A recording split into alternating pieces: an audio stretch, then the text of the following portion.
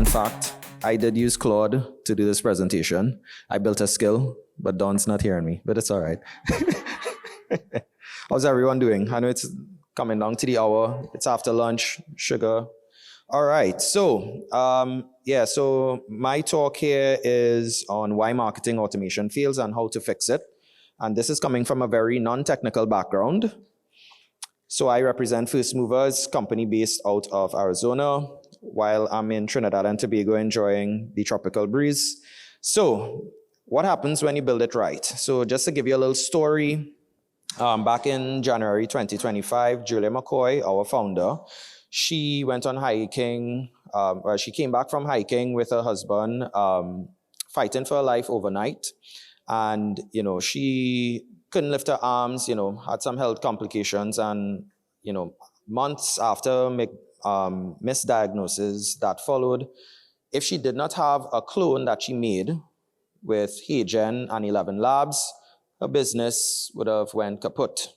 So the reason why I'm starting with this is that she spent a number of years building a YouTube channel, doing all that granular work, doing all those fine details of writing her scripts, filming, getting lighting done, doing her hair, doing the makeup and everything. But, with the advent of AI and, machine learning and processing of getting all that information, a lot of that time was scaled down to a couple minutes a day. And she has grown her YouTube account from 30,000, which she took like almost 13 years to build. She was able to build it up to 250,000 subscribers in 1 year. So, reason why we are saying this, all right, the through line. So, if you look at the market, now our company primarily focuses on small and medium-sized businesses. And, from some studies that we did, and we do our own research there, 58 to 78% of businesses claim to be using AI, but a lot of times it's just simple automations that they are using, and only 15% of them have moved beyond experimentation to actual systematic use, like setting up the digital infrastructure within their companies to facilitate the implementation of AI. And of course, 2.8 times higher ROI has been seen for people who have been using a structured adoption framework. We'll get into that a little bit later. So it's about 33 million SMBs in the US that need marketing right now. And AI marketing automation is how they scale. They have to set up these systems. So, by a show of hands, if you are in the AI marketing space, do any of these statements seem familiar to you? People have tried GPT. They have a bunch of subscriptions. Any hands? Any of these are familiar? Right, a couple hands. All right, good. Yeah, because it's widely known. A lot of people are not, they're not putting in the right kind of work, the right amount of thinking. From what we've seen, they have the tools, but they're not setting up the systems. So this is exactly why marketing automation fails. Tools before strategy. People they get the shiny object syndrome. They're getting pulled into the hype of everything they're seeing on YouTube. That's a major problem. The second thing is that they have isolated automations. So Don was talking about MCPs. A lot of times people have an automation running on a CRM, but then all the emails that are coming in or the team is managing and everyone's working in silo and in a pod, and no one is really paying attention to the full system as a whole. The third issue we've had, they don't have an adoption layer, and the gap between that agent, what that agent can do and what an actual human can do. They have not consolidated these two things.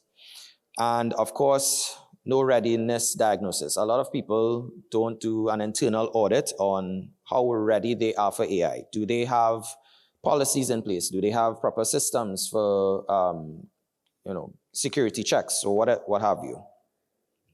So if your agent can't survive contact with an SMB owner, you've built something for the 1%, not the market. Now, ideally, we would like to have these, high-level $100 million contracts or whatnot, but there's still quite a wide market for people who need agents to be built for their businesses, for their industries, and sometimes these people just want very simple solutions, right? They want things to deal with user churn. We found that if people have platforms that they onboard their clients on, and that trust is getting low, they need help with that. The market itself could be staying quite a bit locked because there are not a lot of people competing. So everyone's kind of waiting for someone else to move first. But the competitors who do, they're the ones who actually get that advantage of investing in implementing agents into their infrastructure. So coming from a behavioral design background in psychology and in law enforcement, it's important for people who are building agents for clients to think about your agent like a refrigerator. Most people don't know how the compressor works, how the condenser works or anything, but it needs to be as seamless and as, like a microphone, right? You don't know how the technology works, you just know it does. It needs to be hidden behind simplicity. It needs to be so seamless and running in the background.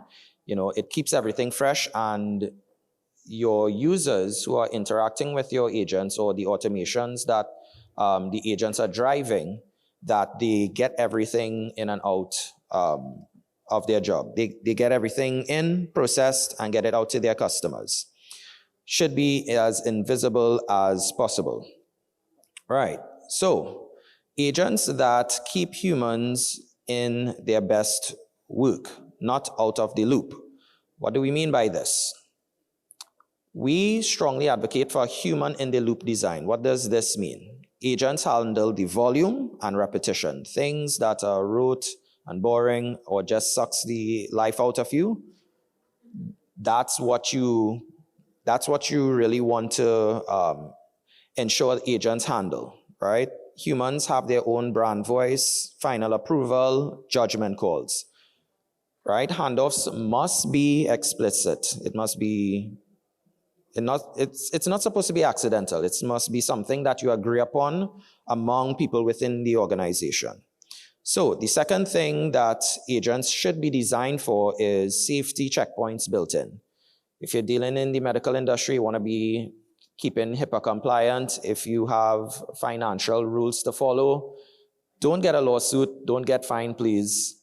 Keep a human that is what we will say is like a tier 3 individual, someone who has credentials. They've passed a certain board and they have credentials and they're qualified to deal with certain types of information. Keep people happy, keep them employed, and keep them in that loop here. And of course, communication first architecture. Agents that communicate clearly saves time. I can tell you, there are business owners who are making a lot of money out there. They would like to earn more money, but they don't mind staying stagnant if they could get more time to be with their families. We have clients that are working in some of the most unique jobs, but they're working 12 hours a day, 7 days a week. And if they could get an agent, and they are willing to pay for an agent that could just give them back 4 hours out of a day, several times a week, that's 1 day of work they don't have to do. They're going to pay for it. So think about that in relation to any marketing that they have to do to get them leads, that they don't have to spend the time being on calls. They don't have to curate and screen people who are coming in to purchase something from them. Save them that time. Right. Okay. So technical capability is an adoption. So the design of the interaction determines whether humans trust, use, and stay. So why do agents get abandoned, right? Again, another point of why do agents, fail. Wall of text output. They don't want to see a wall of text.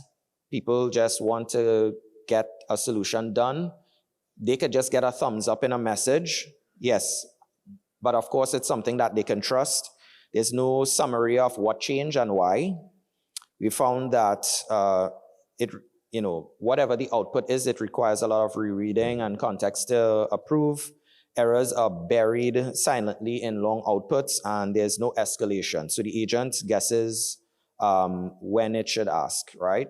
But you want that agent to be sure to tell the client what it is that they need to be doing. So pulling from nudge theory, we have found that you would want to just reduce friction as much as possible.